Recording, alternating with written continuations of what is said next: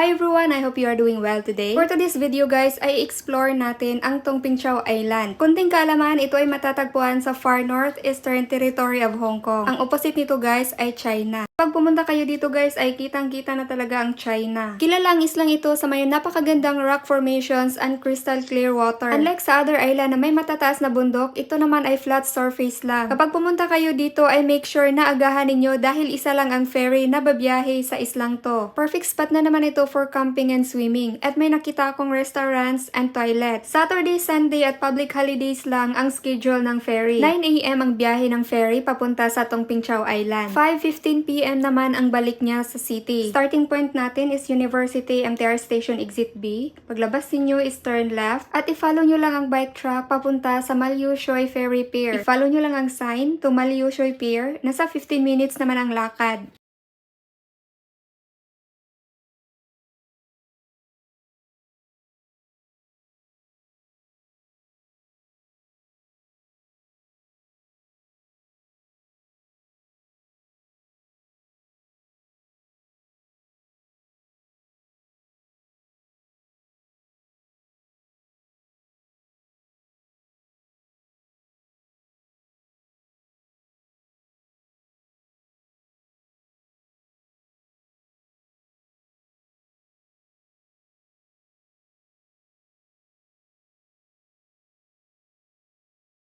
Hindi kayo maligaw dito guys, just follow the sign to Malyu Shoy Ferry Pier.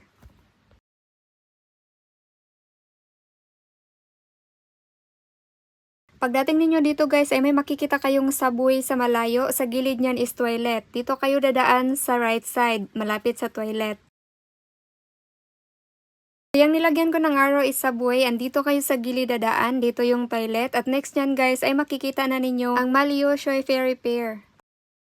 So ito na yung pier, dito kayo pumila sa may right side dahil dyan naman sa kabila ay papunta sa Top Moon. 100 Hong Kong dollars ang pamasahe at balikan na yan. You can use your Octopus card or cash for payment. 1 hour and 30 minutes naman ang journey papunta sa Tongpingchao Island at dito na kayo ibababa.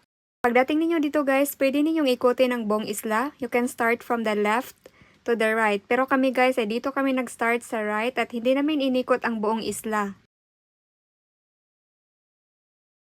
Dito kami dumaan sa seaside view or camping area dahil malapit lang din dito yung mga magagandang rock formation. Dito na kami naglagay ng tent malapit sa dagat and from here, baybayin nyo lang ng diretsyo, mga 10 to 15 minutes ay marating na ninyo ang mga rock formation.